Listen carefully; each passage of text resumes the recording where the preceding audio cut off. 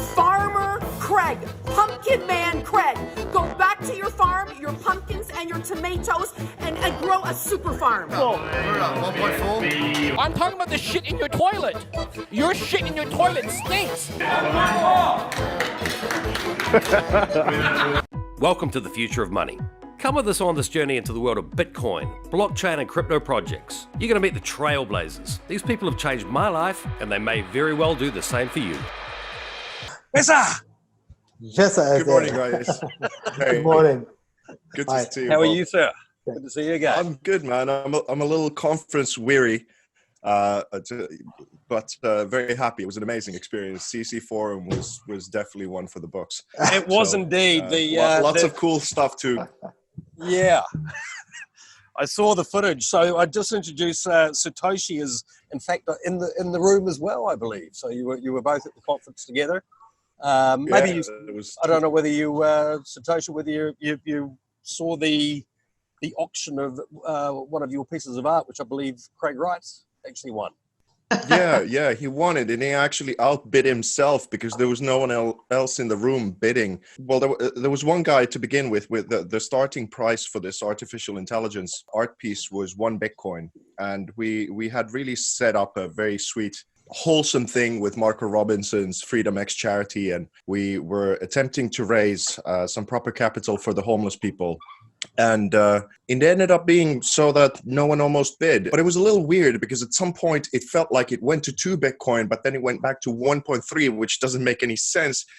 But because the previous bid was from Craig Wright already, then he had to sort of outbid himself, I think, from 1.4 to 1.6. So I think in the history of sort of weird auctions, the way that Craig Wright did it, he really pissed off the auctioneer, who was James Bowater, the resident crypto insider, because he was bidding with his middle finger.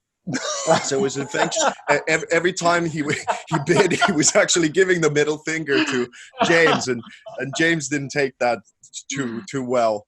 I think it kind of interfered with the process a little bit of anyone understanding whether he was giving the finger or whether he was bidding. So there was a lot of emotion at that conference. Was this after the pumpkin farmer attack, or? Farmer Craig, Pumpkin Man Craig, go back to your farm, your pumpkins and your tomatoes, and grow a super farm. Before even the pumpkin stuff, there was probably the best panel that I've ever seen in my life, which was Nouriel Roubini, Bobby Lee, Brooke Pierce, and then there was Tone Vase and Craig Wright, all in the same kind of thing. And before even the other stuff, it was Nourini and Bobby Lee, where when the both of them, I was at the edge of my seat and I was howling laughing. We're not talking about shit coins here. I'm talking about the shit in your toilet. Your shit in your toilet stinks. It smells. At times when they went at each other, like, you're the fucking shitcoin, you're fucking shitcoin. No, you, this $100 bill, the fucking US dollar, this is the fucking shitcoin. This is your shitcoin. So Bitcoin is going to scale with Lightning. Bitcoin is a store of value. I'm finally starting to get WWF. This is why Floyd Money Mayweather has all that cash, because he started flaunting it around, so everyone hates him, so that, they try and bring him down. They buy the ticket just to see that if that guy could be taken down. And I think this is what Craig Wright actually gets. It was a different experience meeting him in real life as opposed to his online persona and all the vitriol or whatever. I properly saw it as theater. And I really like, there's a serious tone to it, but for the first time, it truly revealed itself as the sort of comedy that it is. And I fucking properly enjoyed it. Well, I'm looking forward to the art piece you create about this in the future. Well, I think it will be a pile of shit, something like this. What else would you make out of this? Like, come on. Shit with 5 miniature puppets on it, like something like this. What I didn't understand of the channel is is that, like, how can this intelligent professor just avoid the very serious question that Bobby asked?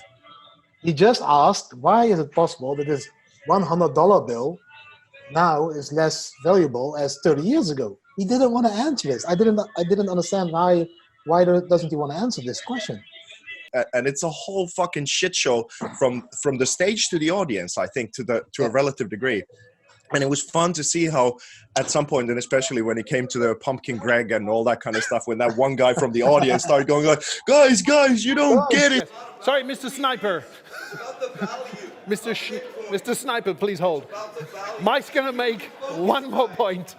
I don't care if you believe. Great. He wants to make That's it simple. on the subject. But here's the thing. One of the big takes for me from this was that there really is a difference being somewhere live and seeing it play in short clips online. Because if I wouldn't have been there, I really wouldn't have gotten the comedy. I wouldn't have gotten the theater. I wouldn't have gotten the outtakes when some of these people are off the stage.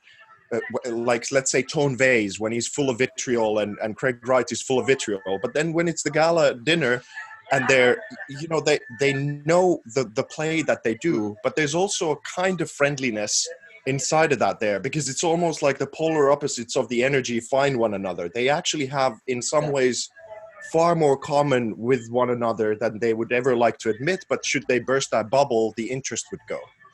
So it's a play of energy of some sorts. And I felt really, it was good to see the both sides of it. It was good to be there live and get a very different kind of communication that was probably received if I would have only been watching it from the Pumpkin Craig, you're a fucking mole. Well, I don't know how you guys are going to top that in Vegas, but you're going to have to do something. SirToshi, I know you were in the room as well, and you know Craig quite well. What were your thoughts on it all? Well, I was actually sat behind Pumpkin Lady when she kicked off. But if you have like the clip that's a close up of her, you can hear somebody in the background going, "Shut up."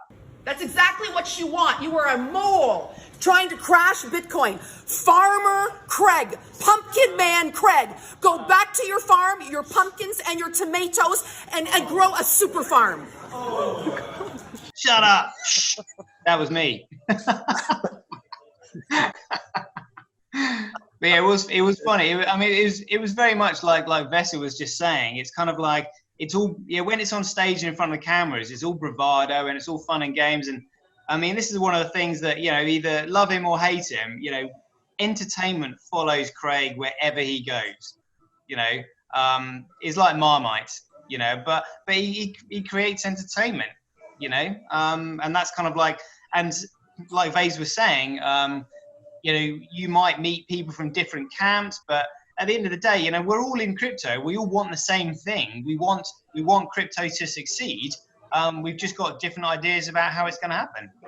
Absolutely. That's like the politics of all of the whole stuff. And there was a little bit of drama that happened outside of all that stuff with regards to the Blood on the Podcast Floor art piece as well, because some may know that it was previously signed. I have this superstar art piece that is now signed by 20 of the top crypto people pretty much, and we're trying to get over $1 million for charity. So anywhere around the Bitcoin Cash you like, sir. All right, and I hope we can use this to help a whole bunch of people around the world, because that's what crypto is all about, helping people. So the whole idea is that it originates from the Bad Crypto podcast, and the idea is that we're all flawed human beings and we're trying to do something good with crypto. And if art, in my opinion, if it has some sort of a function, it should keep our objective in with the big picture. I understand the infighting, I understand all the vitriol and all things that go inside of crypto, but I think very many times we lose sight of what we're actually up against in the quote unquote real world outside of the bubble. And that's the whole point of the art piece, is that it's radical inclusion. It's no matter what you think of Craig Wright, he's one that really contributes to the space, and he's one of or Roger Ver, or Brock Pierce, or Charlie Lee, Bobby Lee, like all of these people are now in this art piece. And my idea is that all of you flawed people who do a lot of influencing in this space, you're welcome to come and support this thing where we all together try and raise over $1 million for charity. And this is a charity that has been running for 40 years that started accepting crypto, and they fight against violence towards women and children. And it's in Houston. So and that's an incredible thing. But previously, I asked that Crypto Compare, I asked Peter McCormack to sign it, and he signed it Peter McCormack, and then he put in initials CSV is not Satoshi. So when I went to Craig Wright, I said that, well, it's only fair that I give you a counter, that you please come and sign this piece, and just so you're aware, there's a signature that is in direct opposition to you. And he said, I would love to. And we walked over to the art piece, and then he signs it, and he goes like, Craig Wright, AKA Satoshi Nakamoto. And then he goes all the way down to Peter McCormack's signature. And then he put something like, soon to be bankrupt Mr. McDruggy. So what does it say? I can't actually make out. Soon to be the bankrupt Mr. Druggy. All the infighting for a good cause. Thank you very much, sir. You are welcome. So this museum grade sort of art piece with all of these signatures trying to get a lot of money is turned into a pissing contest of big egos, kind of like a fucking graffiti thing underneath a bridge or something like that. And I love that whole idea. It's a reverse of things. And that energy, I don't mind it. I actually then, Peter McCormack sent me a message on Twitter, and he's like, yeah, so what did he say about me? And I just said what he said. And I tried to come through to him. I said, like, well, it actually really functions for the art piece. And he was obviously not pleased. You know, he was countered in this way. But then he said, you know, no, I said back to him, but I think the big picture here is that, you know, the relevant questions are, what is the charity? How is it not fuckery? How is it going to be a legit charity? You know, and what's it for? What's the story of the art piece? All as in, like, directing back to the big picture, what the art is all about. And then cheekily, kind of wink, wink, I said, you know, and you should maybe ask me if I wanted to come on What Bitcoin Did to come and talk about this art piece. And he just said, well, I think it's a piece of junk and I don't really care for it. And that's it. So I just replied, nice, okay. Yeah, Craig Wright the other day signs an arts poster calling me McDruggy. I've had Kevin Pham repeatedly calling me druggy. Go into YouTube now and look at all the comments. People saying Pete wants another bump. Pete wants. So I've been smeared as a druggie despite I've been 5 years into recovery. So if you want to talk about smearing, the leaders of your project are the ones smearing people. And now you're saying, am I smearing him? Well, what have I said? Is Craig Wright a fraud? I've called Craig Wright a fraud. Well, he's once been convicted of being fraud, and the second time he's been called a fraud by a judge. Okay, so he is a fraud. So that's the truth. Secondly, I've said he's a liar. Repeatedly has been proven to be a liar. His goal is to bankrupt me. His goal is to bankrupt me as a human being. He's just a compulsive liar. You don't want to hear the facts about him. No, I don't, because he's a liar, he's a moron, he's a fraud, and he's suing me. Question here from the audience. So fuck him. Satoshi doesn't matter to Bitcoin. Nope. Therefore, Craig shouldn't matter to BSV. Yeah. But he does. That's the point. He does. He's held up as their leader, and his word is gospel. And he's promoted as Satoshi. You made the argument that Satoshi and his white paper don't matter to BTC, so Craig shouldn't matter to BSV. I think your beef is personal and has nothing to do. Yeah, he's suing me. No. All right, you guys have a lot of personal beef. Connor, do you believe in freedom of speech? Yes. You do. Okay, so why am I being sued? I think that you should have lived in the United States where freedom of speech is protected. Well, yeah, but I don't. Tell me why I'm being sued in the UK. Yeah, you committed a crime in the UK, which is libel. Haven't committed a crime. Libel is a crime. What do you mean? What do you? I haven't committed a crime. What do you? Libel is a crime. For? I haven't committed a libel though. Why not? I'm being sued. So when Moron Wright was trying to dox Hodler, I asked them to sue me to divert attention away. Okay, I just said sue me. He's a liar. He's a moron. He's a fraud. Just fucking sue me. And I thought also with my platform, my audience, we would be able to just take him down. It'd be a much better thing. Okay. So you believe in BSV, but your great leader is you believe in freedom of speech, but your great leader is suing me. I'm not saying I agree that someone should sue over freedom of speech. Well, why don't you have a chat with your guy and say to him?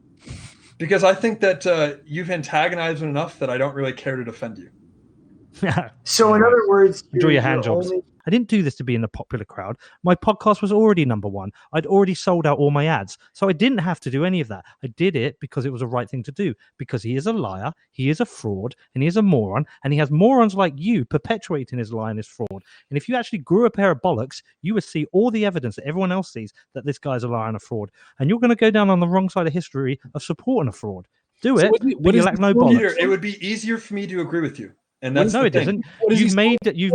You've made something for yourself in a crowd of morons. You've made a place for yourself What where are you you being wouldn't sued even for? have any chance in the BTC world because you're fundamentally an idiot. What are you being sued for?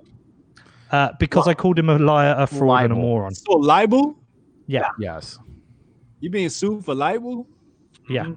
By Satoshi Which is, Nakamoto. which is a crime in the UK where they both reside, and I get it. It is what it is. I like, but it's not. I here's have the not thing. committed a crime. I've told truth.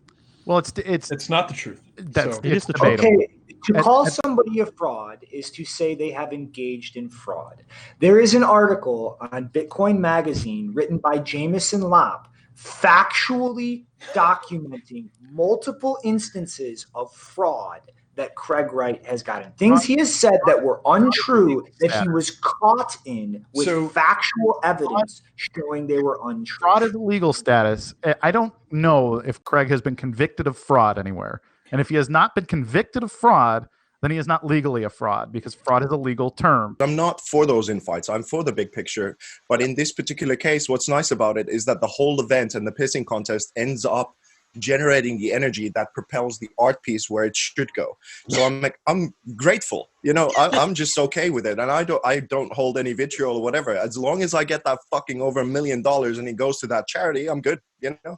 Yeah. So, Yeah, you and know, of course, please, at this moment in time, please Didi sign this as well when we get to Vegas. I would be so honored and privileged if you. Of course, I'm going to search and think about a text now, because if all the people are that creative and shouting negative things on your art piece, I will probably put something very positive in it, so that it will be a beautiful balance between how crypto space at the moment really is. A lot of people very negative about shitcoins here, shitcoin there. A lot of people, a few of them, that really see the big picture and want this and be a tool to include all the people into this new monetary system. So I think your art piece will be an exact mirror of what the blockchain crypto space at the moment is. It's like we have all the beautiful ingredients to cook the best soup ever, but we just can't find a cook to combine the ingredients to make this soup the best soup ever. You know, it's all there. We have all the intelligent people, we have all the technology, we have all the media, we have everything. We are just not able to combine them because we have a too big ego. Everybody in this space now is getting a big ego, and I'm afraid that the bigger Bitcoin becomes worldwide, you know, the more attention it gets from the normal people, the bigger the egos become as well. Because, you know, that's going to happen. If you're famous in a small niche, that's one thing. If you're famous worldwide, I think those egos will grow more and it will become like this untasteful soup, which could have been the best soup ever. Is that good? That was interesting. I couldn't agree with you more. But yeah, moving on, guys. What's happening in Vegas? Are you stripping Didi down on stage, Vesa, and painting him?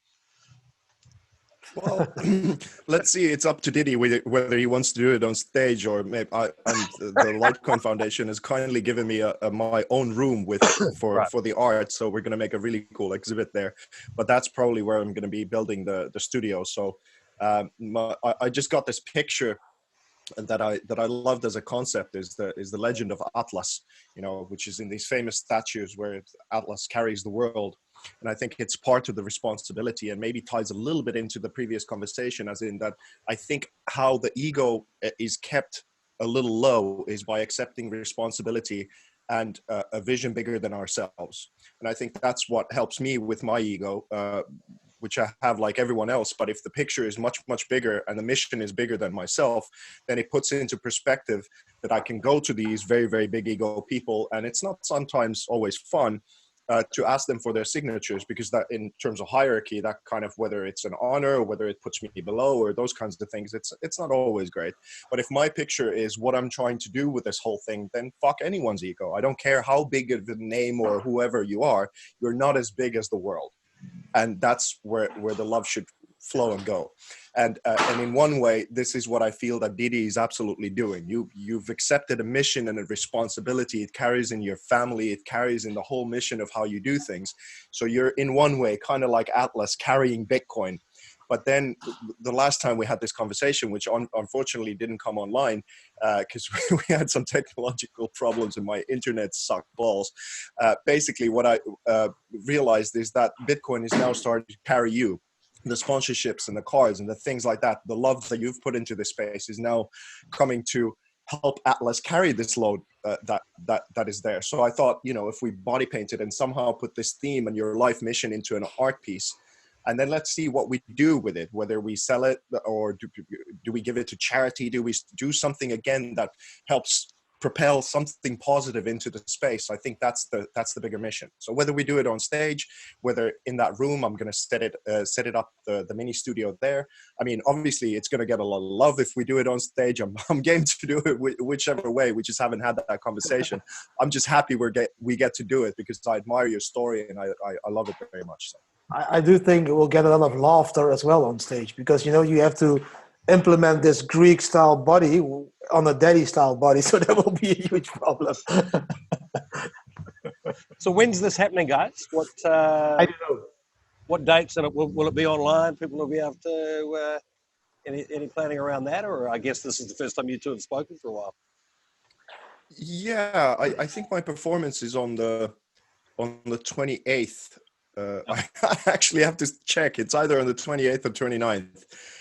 So that's the stage time. But the conference is on the 27th and 28th. Yeah, 28th is when it's going to be. So 27th and 28th is the conference. I'll have the room throughout the whole thing. Yep. So we can either, if we do it more privately, it's probably going to be on the 27th. And if we do it on stage, then it's probably, I think it's something like midday on 28th. Cool.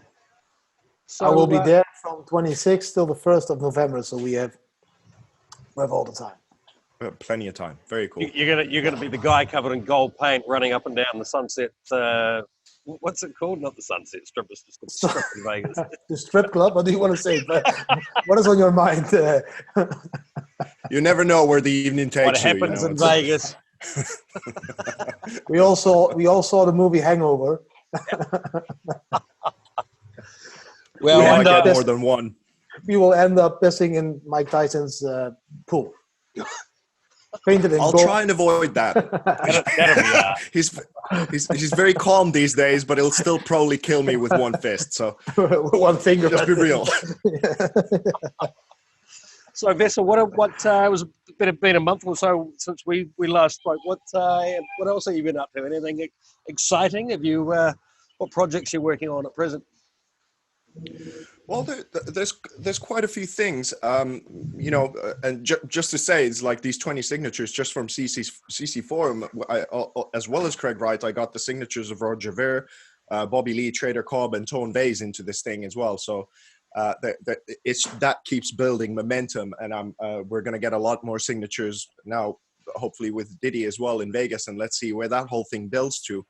But I think the long and the short of a realization that I had a while ago is that because my art pieces are digital originals, and I have about 350 of them, and some of them, like this one art piece called Looks, took me 3 years. It's 7 countries, crews of people, and tens of thousands of dollars, and it has a movie about it and whatever. And the digital original, not even the physical ones have been reproduced, or it's not really out there. And it was a long time, and it was a great project. But the platforms might now start to exist where I could upload them.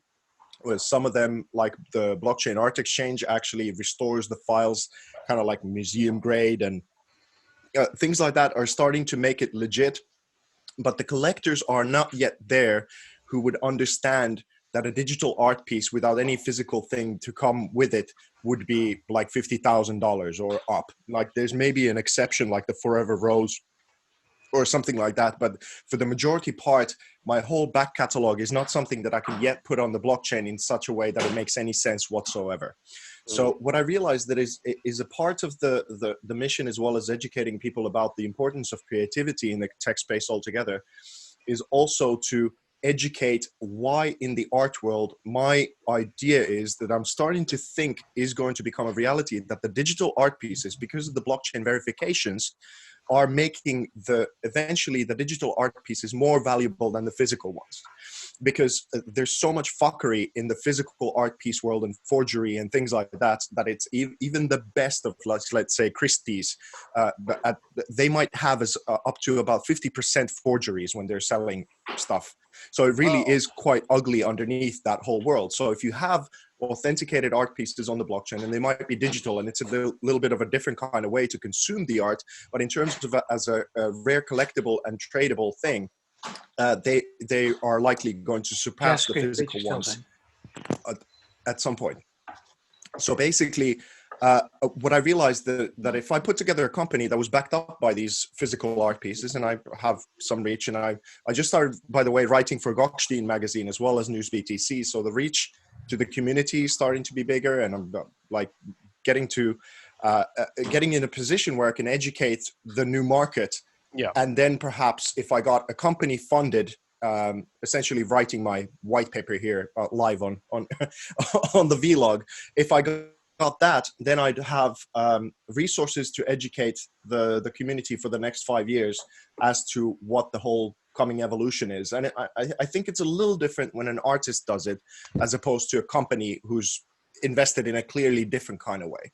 It's whether you think I'm more credible or the companies are more credible. Both are self-invested to a relative degree, but it's a different kind of viewpoint that I'm bringing into this. And I think that's one of the bigger things that I'm now starting to build to is funding a company and making this a much larger scale operation that it has been up until now. I think it also adds up to the future, we are seeing. I'm seeing it at my own kids and all the other kids. We are slowly going to go digital. I can already taste that a lot of kids find their online appearance more important than their offline appearance. Their physical appearance on the streets doesn't matter anymore. Their avatar in their games and their online place, that needs to be, top of the bill. It needs to have the best shoes, the best suit. So in the future, if you look like far ahead, and people would have their avatar living their life online in their online house, they want to have this online art as well. So I think it's like slowly all branches of the world are forming into this online space. I'm not saying I'm really fond of it, that people are going to live a digital life. I would rather be with my sand in the feet in the sand or the palm tree. But you can see that. Is that what these non-fungible tokens are? Where you can, you're effectively wearing your avatar is wearing a pair of Gucci sunglasses, which you can then sell, and this type of things. If you look at those games like Fortnite and everything, the people don't pay to play those games. The app is free. They pay for all the upgrades for the avatar. Yeah.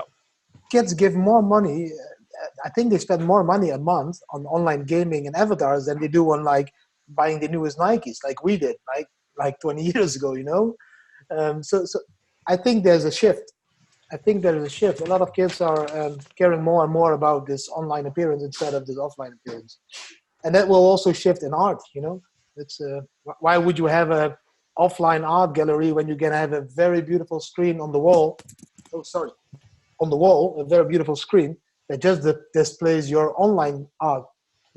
On the moment you want, which painting you want. It's not original. It's just online, and it's registered on the blockchain. So. Yeah, I think you're on the right track, Vesa. I think, it's going to go crazy in a few years' time. I care about how I look online when I wear these glasses. The amount of people that have told me you look more intelligent now. You think so? Now what? Now I'm just dumb and blind. SirToshi, you're talking now about online 2.0. I'm talking about online 3.0, where you are not even on camera anymore. It's just your avatar, and your avatar needs to be sharp and cool. And, I just spoke to a guy last week. They are creating a game. I don't think I can already mention his name because they are a startup, but they created a game now that if you run in real life, like practice running in real life, your avatar in this game will be faster. If you train with weights in real life, you have this app that registers everything you do, your body movements and everything, then you become stronger as an avatar in your online game. So you can also see the shift in this gaming world. It's cool to see what's happening now. So, wow. Yeah.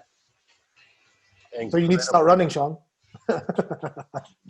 Yeah, this is true, actually. Well, I can get back to that. I was in Singapore for the somebody in Indonesia decided to burn down all the forest there, so we were literally just living in a thick soup of foul tasting and smelling smoke, where literally going outside and just breathing was bad for you. So yes, Didi, I'll start running again. It's cleared up long. It's a little that's strange really here. cool. I'm not the one that's going to be naked on stage in 6 days, mate. Maybe you need to do some star jumps this week. I need to, but it's cool that you talk about Indonesia because I just started a project with a group of volunteers, and we are starting to make this online video for saving the orang-utans in Indonesia. We are making pictures like these now, because oh, really?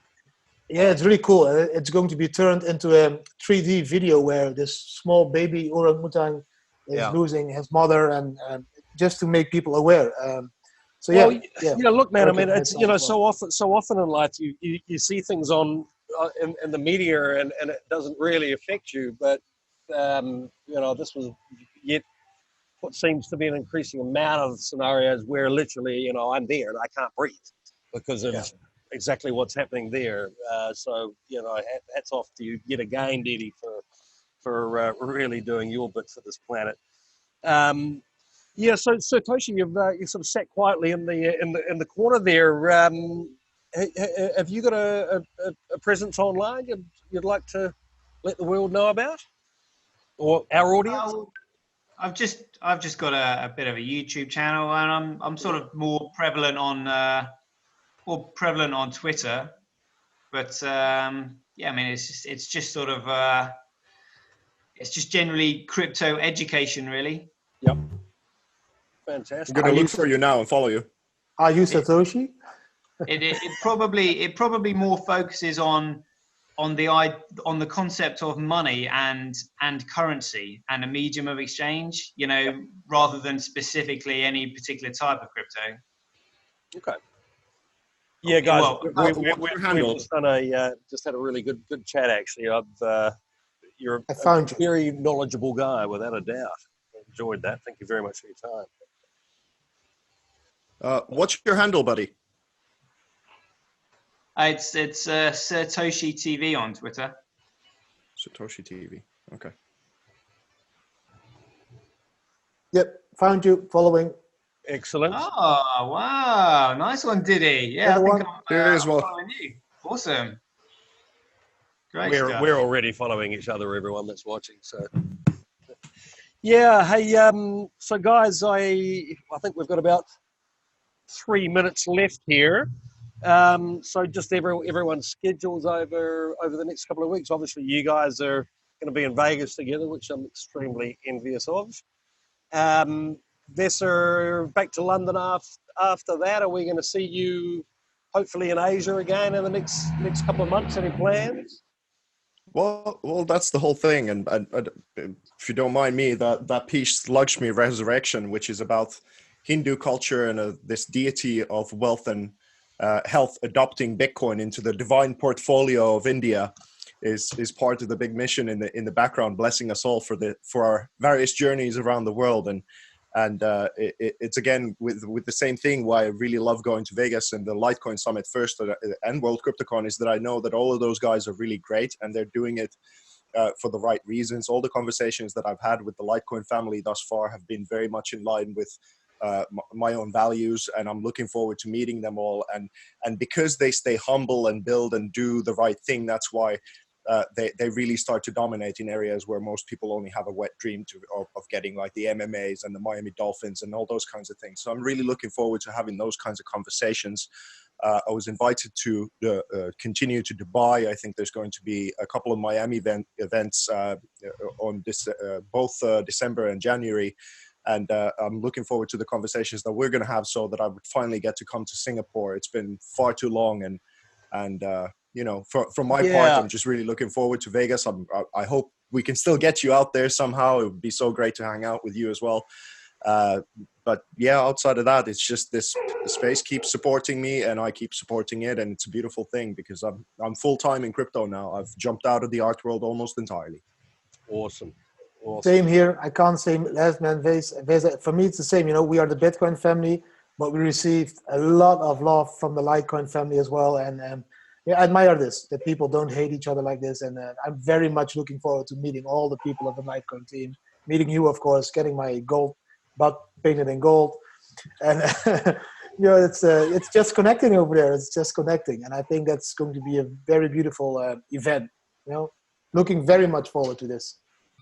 I'll tell you a very strange example of the bizarreness of the art world. And I think, like most people, I suppose, who get deeper into academia, or very, very clever people, you start to realize how steep the difference is in between someone who is clever and wanting to appear clever, and than those who have wisdom. Like, for example, one of the art pieces that happened, like, this is ages ago already, but this artist called Marshall Duchamp took urinary and put it as an object in a museum to be, like, as in it's art now. Basically, you take a fucking piss pool and put it in a museum.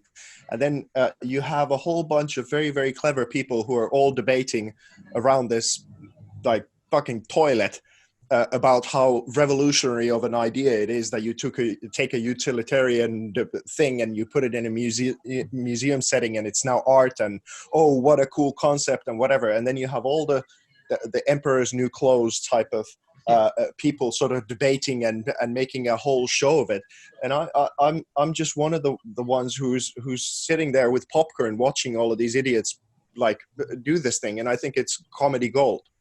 You know, it's like, it's no guarantee if someone has intellect or smart or even book learned or whatever it is, that they're actually doing the right thing with that whole knowledge thing. And I think that encapsulates the blockchain quite well as well. There's a whole bunch of really, really clever people here, but in fact, if you look at what they do, they're fucking dumb as shit. Like, sorry, but that's like, that really is, like, encapsulates a lot of this foolery. Well, I guess a lot of the foolery stems from frustration due to lack of understanding, and then having a financial investment in it. Yeah, I mean, I totally understand people's frustration. I mean, that's generally why I sort of tend to duck out of it. But I don't think, you know, just to top that off so it doesn't get left hanging on a negative kind of note, is what I think is that it doesn't usually in history, as far as I understand, it only takes a radical minority to actually push the direction into wherever it's going to go. It might go the negative way, it might go the positive way, but I think that there's enough positive, wise, very clever people who are pushing things for the right reasons towards the right direction, that at least it balances out that there will be phenomenal, world-changing, important things happening all the time that help us propel forward. And even if, let's say, 9 out of 10 do the wrong thing, I think if 1 out of 10 as a sort of mass and some of the leaders do the right thing, we're still pushing absolutely where we should be going. You know, I think that's optimistic. Or a nice way to look at it, at least. Who knows? Well, you know, one thing I would say is that so you know, Bitcoin and blockchain are competitive by nature. So really, what I view myself as doing is trying to warn people, because the end is inevitable. It's like a mathematical sum. It's just somebody's got there before the others. So it's kind of like, if I'm trying to tell someone something, it's kind of like, I know what I'm saying is going to happen. And they're just like, oh, no, it won't. And then it's just like, okay, well, you know, I know I'm trying to warn people. So if they don't want to listen, it's kind of, I just have to leave them. I just leave it up to them. It's just like, okay, well, you know, what's the point in warning somebody that doesn't want to hear it? you know. So just may as well just leave them to it, because that's all that's going to happen. You're trying to tell somebody, look, you know, 2 + 2 + 2 + 2 + 2, you know, it comes to sort of 10, and somebody else is just like, well, I've only done 2 + 2 at the moment. I've still got 5 more to go, so I don't know what the answer is going to be. Sure. No, I hear you. Pleasure to meet you, man. It's always fun to have conversations with people who sort of get the big picture of it all. And I think that the mindset of the people still is that you're trying to sell them something instead of educating them on something, or, you know, even if you see what the Dutch National Bank is doing, you know, they just posted yesterday or the day before, they are gathering their gold. They are buying gold because the Dutch National Bank is expecting a huge collapse of the economical system, and they still trust gold, and they think that gold will save their ass. I just tweeted that gold is not going to create their golden age again, you know, if they don't start to buy Bitcoin and trust, you know, the evolution of technology and money, then maybe they won't have a golden age again, because, you know, every bank and every person knows what is going to happen, and we can do our best in educating people on what is going to happen, but I'm not trying to sell them anything. You know, we are just showing them what the possibilities of the future are, and how you can protect your build up capital, what they have or what they think is important. Yeah.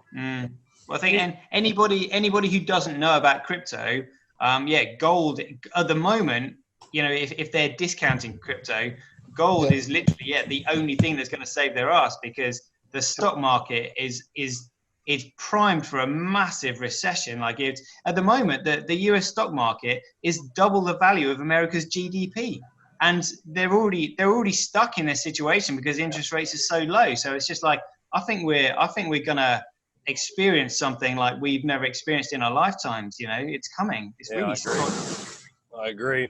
Any predictions on when you think we're going off the edge of this cliff in the traditional financial world? I would say probably sometime next year, because at the moment, like, so the Federal Reserve just bailed out some of the biggest US banks, like, you know, JP Morgan, and they've already used 75% of what they used in the TARP bailout in 2008, and no one's talking about it. It's absolutely insane. So it's kind of like, if these banks are already in trouble, and the stock market is already, you know, over 100% more valuable than the America's GDP, like, there's a collapse is almost inevitable. You know, there's just going to be, so that's why the Dutch government are probably buying gold, because the value of money is literally going to absolutely plummet. I mean, I'm really sort of quite concerned about it, really. Yeah. The strangest thing is they are even moving their total gold storage into an army area. So now they had the gold storage in a bank area, and they're moving it now to the biggest army area of the Netherlands, and they're buying more. And it's all in the newspapers in the Netherlands. It's all everywhere. Yes, it's open communication. It's not like a conspiracy theory. It's just what they tell themselves. They really are expecting a huge collapse. Like like you're also saying. So let's see. When did the Dutch government start this? I think they started like 8 months ago or something. But if you look at my Twitter, the last post I posted, it's news. The news was also on Bitcoin.com, I think. There was a document found on the internet where they admitted that they really are buying more gold because of that they are afraid of the collapse, but they started, like, I think 8 months ago already. Wow. Yeah. I'd say that's quite prudent of them, really. That's why really great. Sorry.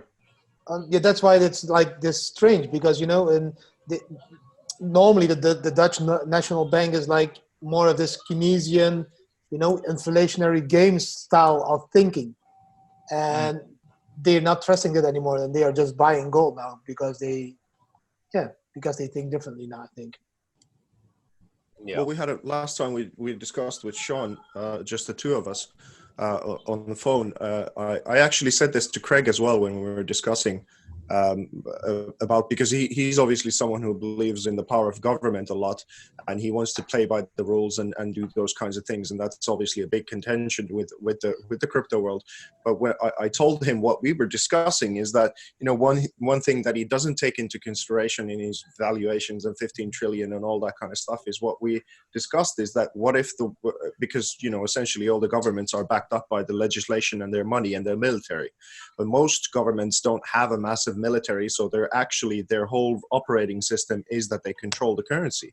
That's essentially how they became governments. So what if we get this massive crash of the world economy, then we might actually become islands, kind of like Singapore, within countries like all over. We might truly get a decentralized world, and then all of these kinds of predictions as to, you know, like it's business as usual and the development is linear is going to go by the wayside, and that's then the gold and the cryptocurrencies. And you know, I think that's a really powerful argument towards crypto, is that it is global and it's something that is stored in all the devices, that if some of these things start to really break down, but it gets really scary. Like between us now that we're offline, we just got to find out that my lady's pregnant. I already told Sean and Didi earlier that this is my first, and it's super cool to have even just a little tiny bit of Bitcoin or something. And I'm starting to put it like, okay, there must be a savings account for the kids, and you know, to put this together. But it's like, hold on a minute, like the keynote that I just gave, the 5-minute one at CC Forum, I started it with this Simpsons image of the pitchforks and all on fire. The whole of the village of Simpsons are coming, and it's essentially the whole trying to encourage, at least from my point of view, that like, listen, there's a lot of bullshit that people are saying. We're here to save the world. We're here doing good with crypto. We're this and this and this. And then they get the money and then they run with the money, because the assumption is that our societies and our functioning machines are going to be there with your millions. And it doesn't really matter whether one or two leaves out with 40 million or even a billion, whatever it is. And what I'm trying to say is that it all does now matter, because we can't anymore take for granted that the society that we're used to having to support us is going to be underneath us soon, much longer, unless if more people get on board to fixing this stuff. Then it's kind of terrifying. So I agree with you wholeheartedly. But what can you do if the majority of the masses aren't really aware of this? They don't understand like the majority of the things that we've been discussing today. So if now all of a sudden they were to get the reality of the situation, all you would get is mass panic, and then probably things would get really ugly even before the. So, well, all we can do is make as much content as possible, guys. Share it, send it, spread the word. You know what's actually quite interesting is that Moore's law, when it comes to Bitcoin, doesn't actually finish until the year 2601. So whereas at the moment with fiat currencies, we get an economic recession on average every 10 years, if the world was to actually start using Bitcoin, there would just be continued economic growth for nearly 600 years. Cool. Which I thought was amazing. On that note, so everyone, get some Bitcoin. We wouldn't have to worry about recessions. All right, guys, I'm going to be in pitch black here in a minute, and I've got people yelling at me to wrap it up. So, fortunately, I recorded all this in, but here that was really, really good. So I'll edit that into the other stuff we did. Yeah, look, once again, guys, thank you so much for your time. Well, let's do this again soon. All right, great. Look forward to it. Awesome. Thanks, Sean. You again. Cheers, guys. Good luck with the mosquitoes. I'm getting you. Bitcoin cannot save you from mosquitoes. That's the only thing it can't do. All right, guys. That's the only reason we kept talking, Sean, to get you bitten by mosquitoes. Thank you, Didi. All right, guys. Talk to you soon. Cool one. Talk to you soon. Goodbye right now. Bye. Catch you later.